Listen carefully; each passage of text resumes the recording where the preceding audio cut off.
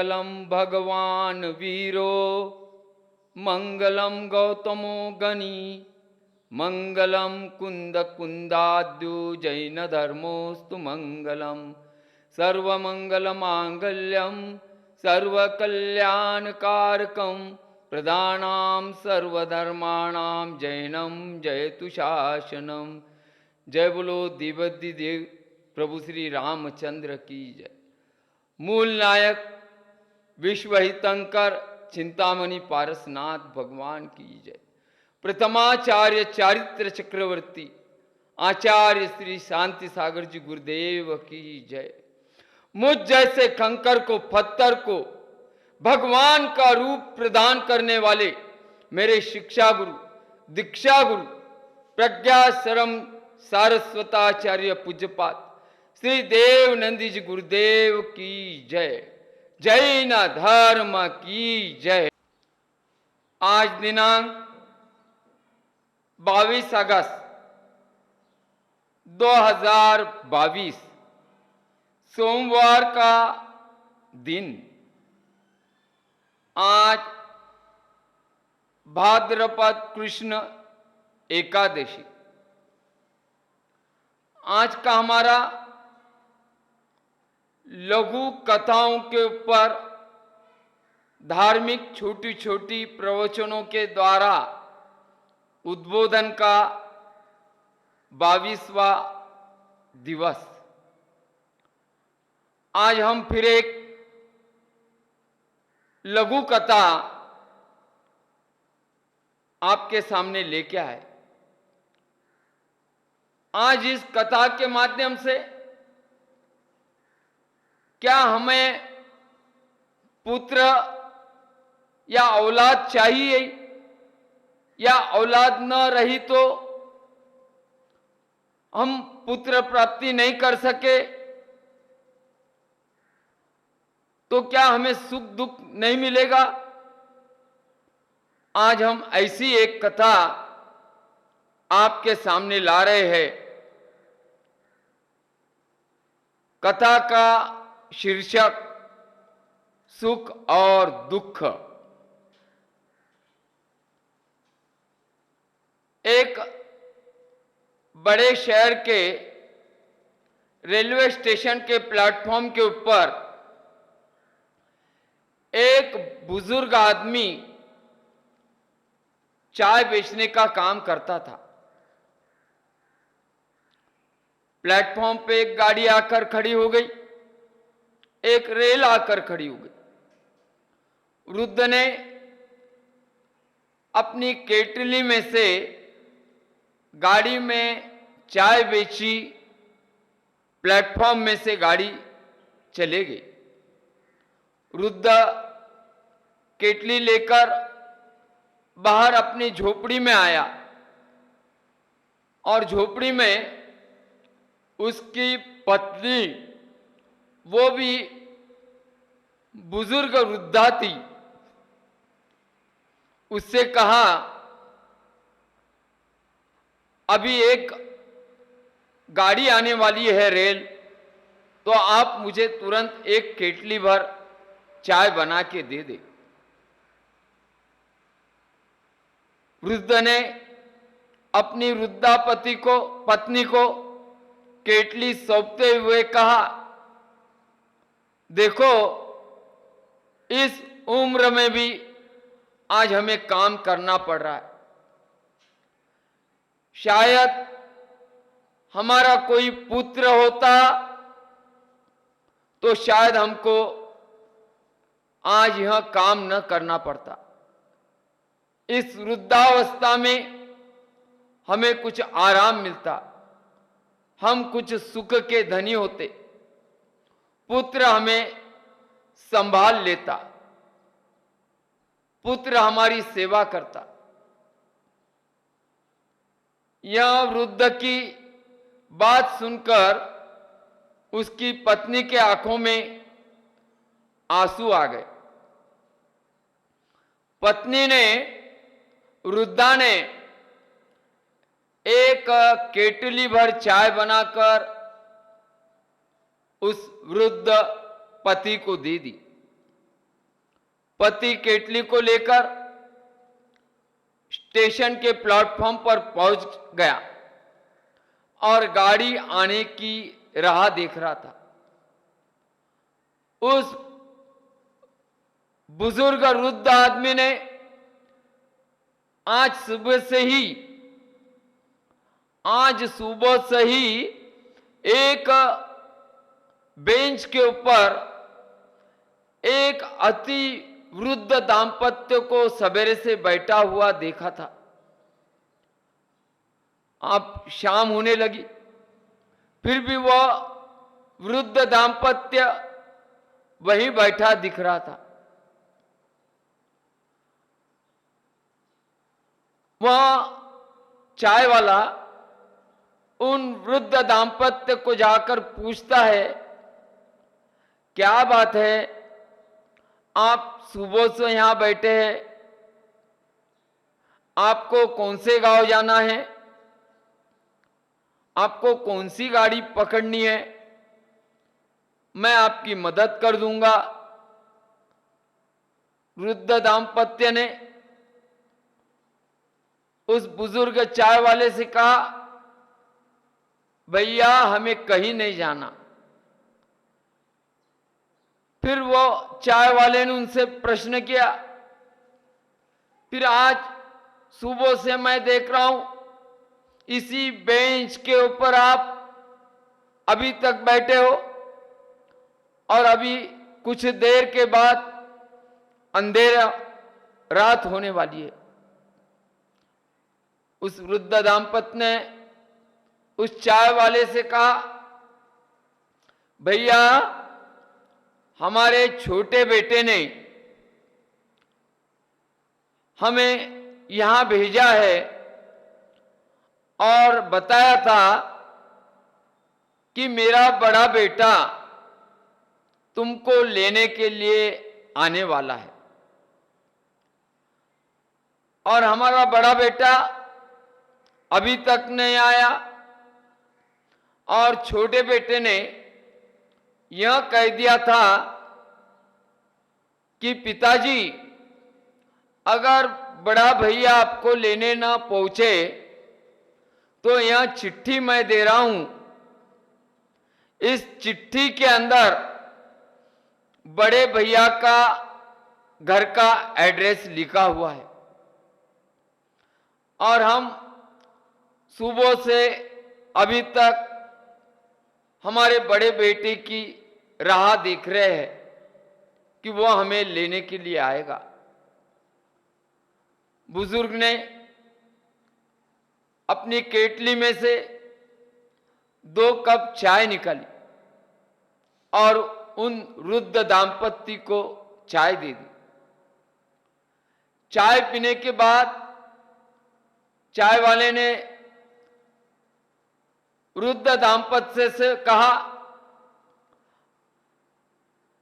भैया अभी अंधेरा होगा तो आप कहां उनका एड्रेस है आपके बड़े बेटे का? उस वृद्ध दाम्पत्य ने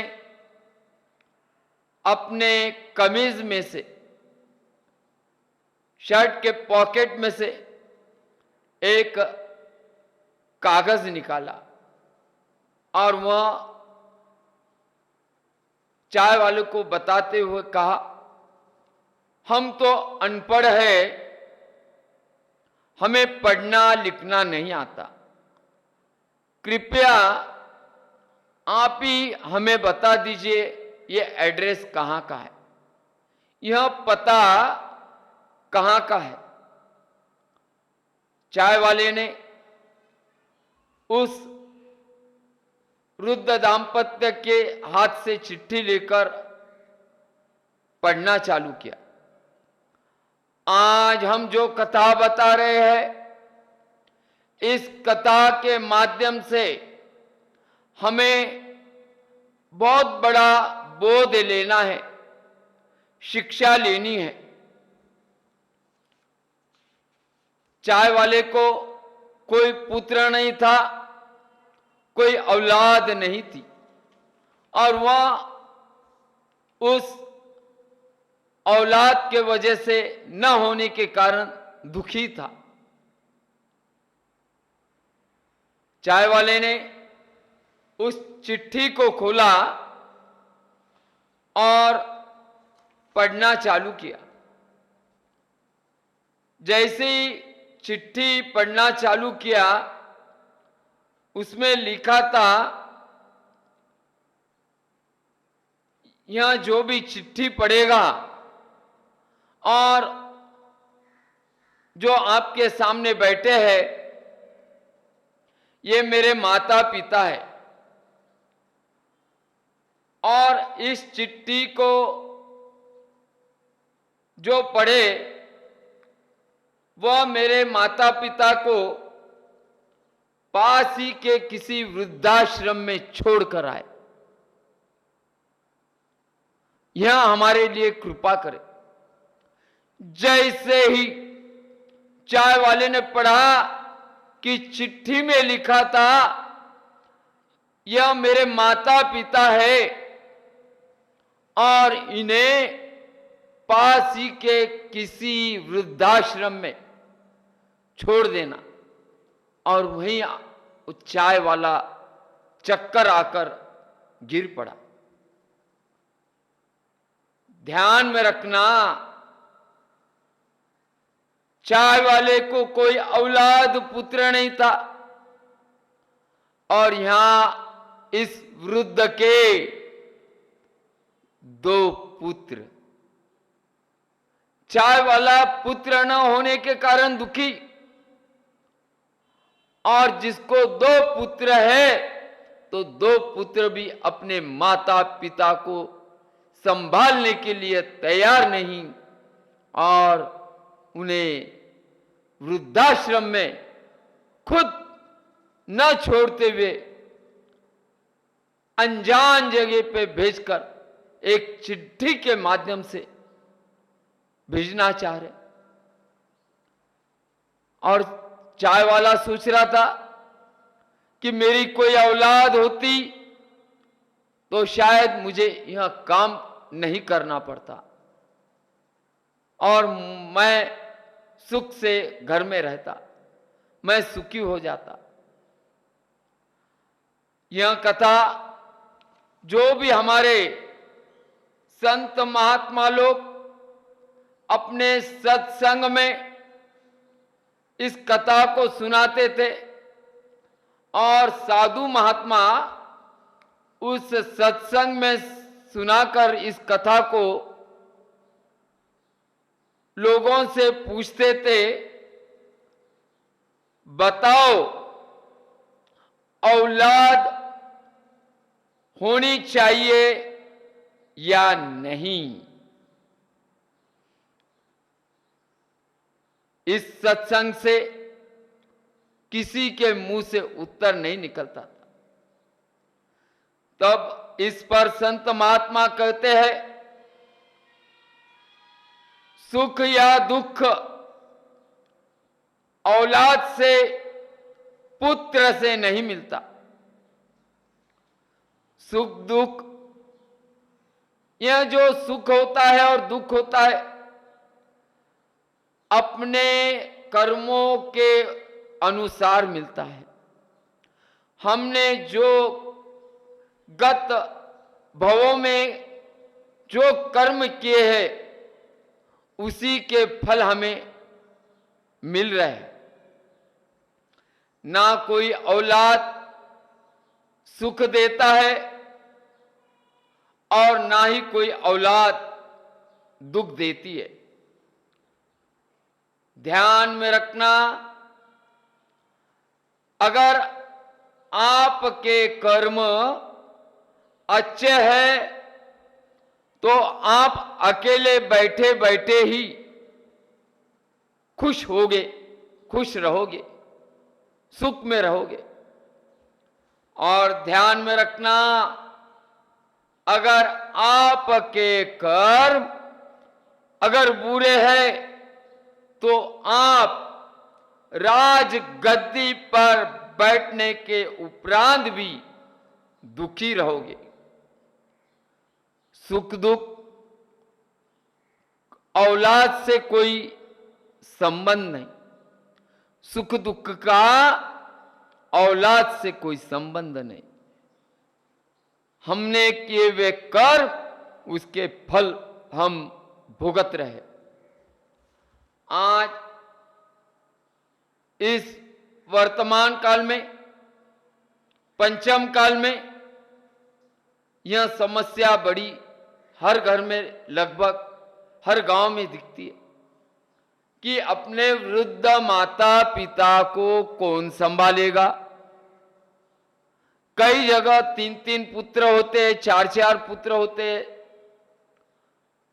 तो बारी बारी से संभालने का तय होता है। आज वर्तमान में हम ऐसा काम करें कि हमें ऐसी स्थिति हमारे ऊपर ना आए। हम जिनेंद्र भगवान के मंदिर में भगवान का दर्शन, पूजा, अभिषेक और अन्य लोगों के ऊपर परोपकार करें। यही पुण्यबंध हमें पुण्य फल देंगे। आज इसी स्थिति में हम बदलेंगे। अगर हम बदलेंगे तो युग बदलेगा, वरना हम दुखी हो जाएंगे। आइए हम किसी को दोष न दें और संत महात्मा आपको छोटी छोटी कथाओं के माध्यम से आपको अच्छी राह बताते हैं, सदमार्ग, सन्मार्ग आपको बताते हैं। अब उसे आपने कितना अपनाया है वह आपके ऊपर निर्भर है। आइए हम प्रभु के शरण में, भगवान की शरण में, जिनवानी के शरण में जाए और अपना जीवन यापन अच्छी तरह से करें। और जीवन में हम किसी को ना दोष दे, क्योंकि कर्म लौटकर वापस आते हैं। प्रभु श्री रामचंद्र की जय। मूल नायक विश्व हितंकर चिंतामणि पारसनाथ भगवान की जय। जैन धर्म की जय।